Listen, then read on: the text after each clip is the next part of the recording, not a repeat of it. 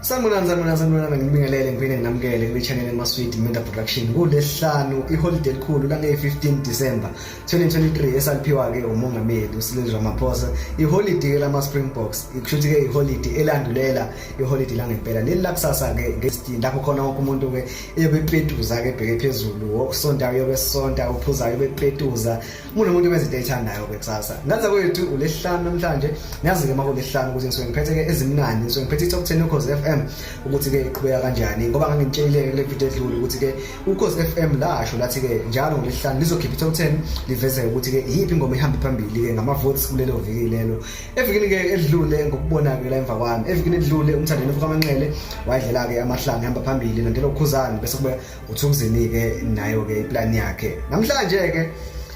awuqagele phela ke ukuthi kumi kanjani ingakaveli nje lapha ke emva kwami. Agela ke naleni ngilinde wena phela ukuthi uqagele bengithi mhlawumbe uzoshaya khona kodwa ke ngibone ngathi ugejile uningi kakhulu-ke ukushintshileke kwiTop10 kusukela le kunumber 10 kuze ke kuzoshaya le kunumber 1 uqobo umthandeni igcoma elisha bamkhahlelile bamphosa ngaphansi ke njengoba ke uKhuzani kade lokhesho ke kuma post akhe ethi umfana omncane bamkhahlele imlahlele eceleni ama Blue Nations ayibambe ke ngizana zombili ke inamhlanje ke inombolo yokuqala nqa kwiTop10 yoKhozi FM ngoba ke ubona ke la emva kwami ukuthi uKhuzani uyena ke insizwe sihleli number 1 bese kuthi ke umthandeni elandele number 2 bese kuthi ke number 3 uhlale ke uThukuzini ke ngeplan. Ngane wethu ukuvota kuyaqhubeka ukuvota kumile kuyoze kume mhla ka31 kaDisemba ngo12 aswini. Mawukuthi ke uzafuna ukuphusha iqhawe lakho kakhulu nalokhu ke okuyikho namhlanje uvota uqinisise ukuze ke bengakugudluzi okanye ukuze ke bengakudlula abanye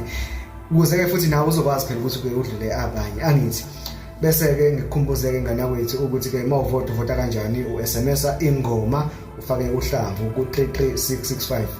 igama ke lolibhala ke ukuthi ingoma kuba ke uhlamvu olukhulu inhlamvu ezinkulu bese wena uhlamvu ke losuku ulifaka ke nalo wenza ke isiqiniseko sokuthi ke kuba ke uhlamvu olukhulu. Nanza wethu ziyaphushana ngempela ke ziyadudulana ngempela ke kule Top10 yoKhozi FM siyobona ngempela ukuthi kazi iyozala nkomoni yipi ephuma phambili egcineni kukhumbuza ukuthi ngeviki edlule kuba umthandeni zibekwa nje namhlanje ke sekuyena ke uKhuzani ngozuleke nalenkulumo ethi ke ukuhlehla kwenqama akusho ukubaleka kusho ukuthi sikusawulanda amandla. Ngenzeka ukuthi uKhuzani awulanda amandla kule viki edlule njengoba ke sebuye ngamandla manje kanti ngenzeka ukuthi umthandeni ngoba ehlehlile uyolanda amandla uyabuya ke kuleli viki esiyakulona. Engizokutshela khona nje ukuthi ke hlala kule channel eMaswidi Media Production uchofe usubscribe ulike bese ke uyakhomenta ukuthi kuthini ukuphawula kwakho ke kule Top10 ke njengoba ke imi kanje kuzonke ke ingoma wenza isiqiniseko sokuthi mawusubscribe uyawuchofa ke nalento engathi insimbi ke lapha ke ngesingisi ke kuthiwa ibell ukuze ke uzokwazi ukuthi uthole ke ama video alandelayo kakhulukazi ke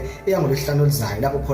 khona phela ke ngibe ke singu update ukuthi ke uqhubekani kanti futhi ke yipi ingoma ke ezobe ke isiku number 1 ngoba ke ngeviki elizayo kuyobe ke sekuyilanga lokugcina ngci kwiTop10 emva kwalapho ke kuyobe ke sesithola sonke kanye mhla ka31 soke sandulela umhla ka1 kaJanuary 2024.